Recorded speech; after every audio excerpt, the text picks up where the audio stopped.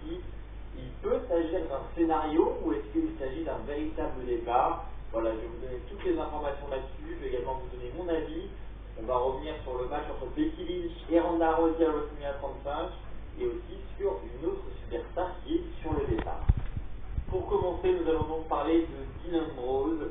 Vous l'aurez compris, Dean Ambrose aurait demandé à être relâché, enfin du moins il ne voudrait pas re-signer un nouveau contrat. On rappelle que son contrat expirera au mois d'avril, je crois que c'est début avril, donc juste après le WrestleMania.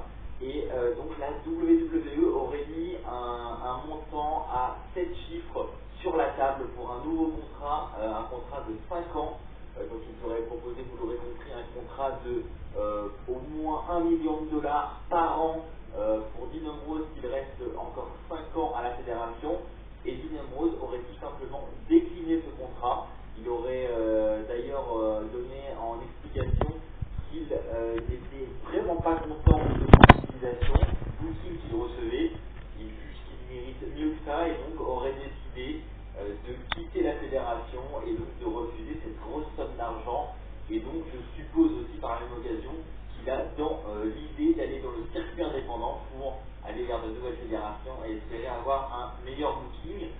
Et si c'est le cas, je pense qu'on n'a pas de souci à faire pour lui. Les fédérations vont très certainement se battre pour l'avoir, puisque maintenant son nom est fait, quoi. C'est une top star du roster principal, c'est une top star de la plus grande fédération au monde. Donc forcément, quand une fédération indépendante a un gros nom comme celui-là dans son roster, elle est plutôt contente, ça ramène des fans. Donc voilà, donc, il y a un gros coup à jouer de la part des fédérations indépendantes. Maintenant, est-ce que tout cela est vrai? Et c'est là qu'il y a une grosse question qui se pose. Et voilà, les fans sont vraiment dans le questionnement. Et on peut l'être. Franchement, on peut vraiment l'être. Alors, il y a plusieurs choses qui nous font penser à un possible scénario.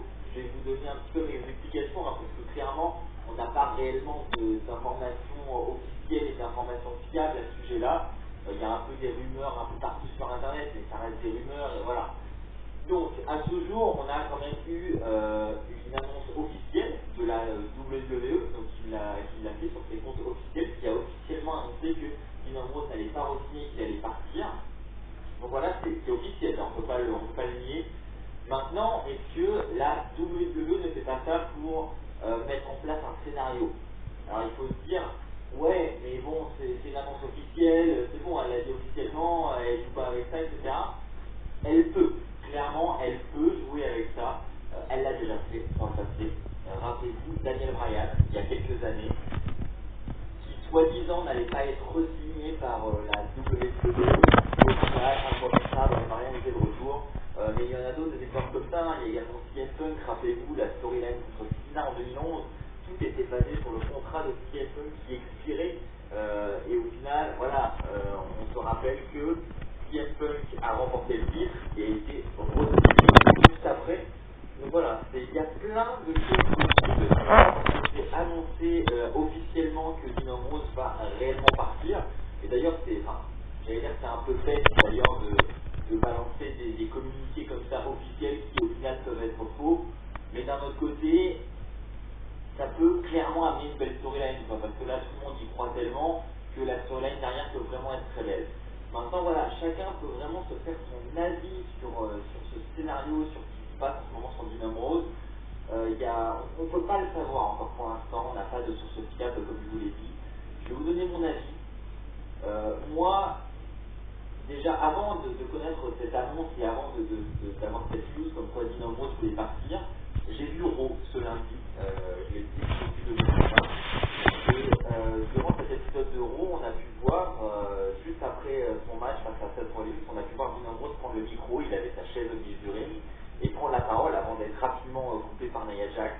Et à ce moment-là, il n'a pas dit grand-chose, hein, il a dit que quelques mots, je ne sais même plus ce qu'il a dit exactement, mais en gros, de ce que j'ai compris là, moi déjà avant de voir la news, j'avais le pressentiment qu'il allait nous annoncer un départ.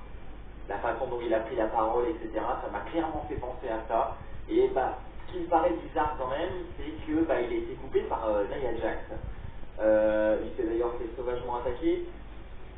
Et je trouverais ça quand même vraiment bizarre que les officiels ne fassent pas la parole ne le laisse pas s'exprimer, et surtout que les officiels l'humilient comme ça, parce que mine de rien, être sur le point du départ, vouloir partir et se faire attaquer par une femme, par Nia Jax, enfin, voilà, au niveau crédibilité, on est quand même en train de le rabaisser un maximum, donc c'est bizarre, je trouve vraiment ça bizarre.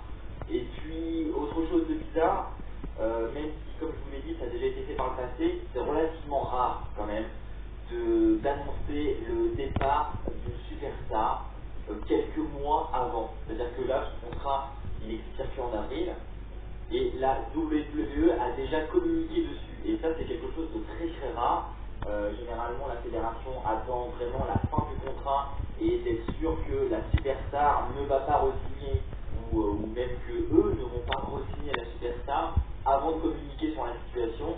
Et là, on est encore à 3 mois du mois d'avril, quand même, il y a encore largement le temps et les officiels ont déjà communiqué là-dessus. Je trouve ça quand même assez surprenant et bah justement moi aussi ça m'amène un doute et j'avoue être un peu perdu sur cette situation. Mais aujourd'hui, avec du recul, etc., avec ce qui s'est passé à Raw et puis toutes ces rumeurs qu'on commence à voir, personnellement je vois plus le scénario arriver que le gros départ. Voilà, surtout ce qui s'est passé à Raw, je trouve ça quand même hyper bizarre. Donc voilà, pour moi, c'est un scénario. Dean Ambrose ne va pas réellement quitter la fédération. Mais encore une fois, je le précise, c'est mon avis. Et je peux totalement me tromper, et ce qui est fort probable aussi, parce que c'est très très flou, voilà, c'est très très flou. Mais ce que je trouve intéressant aussi, c'est d'avoir votre avis. Donnez tous votre avis dans les commentaires, l'espace en bas, et c'est pour ça. Et on va voir un petit peu justement ce que les gens en pensent, et comment les gens analysent la situation, ça peut vraiment être intéressant. Nous allons maintenant parler de Fastlane avec 3 combats qui pourraient avoir lieu lors du pay-per-view, qui nous donnent un petit peu plus d'indices sur cette Road to WrestleMania. Le premier combat qu'on devrait avoir à Fastlane, ce sont des combats qui sont annoncés localement par l'arène qui va accueillir le show. Donc généralement, ce sont des annonces assez fiables, voilà, parce que ils promettent rarement des matchs qui n'auront finalement pas lieu, ou du moins les matchs s'en rapprochent globalement. Donc c'est assez fiable, mais tout de même à prendre avec des pincettes.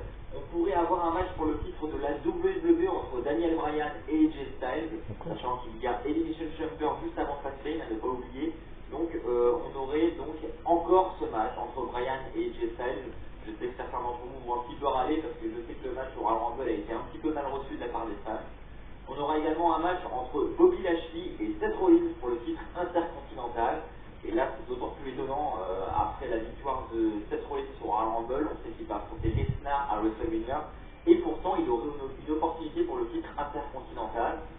Ça suit un petit peu la logique du Raw qu'on a eu cette semaine, avec Rollins et Bobby Lashley qui se sont un peu pris la tête, donc c'est pas improbable, voilà, je me dis c'est possible, mais c'est quand même étonnant vis-à-vis de la place dans la carte de Rollins à WrestleMania. Et enfin, le dernier match serait un match entre Charlotte Flair et Becky Lynch. Et là, ça m'étonnerait vraiment pas du tout.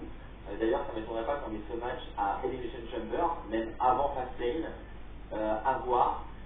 Et ça va me faire une parfaite transition pour la news suivante, justement, où nous allons parler du match féminin qui devrait faire le main event de WrestleMania 35 entre Becky Lynch et Ronda Rousey. Donc Becky Lynch a remporté le Royal Rumble, elle a donc choisi d'affronter Ronda Rousey.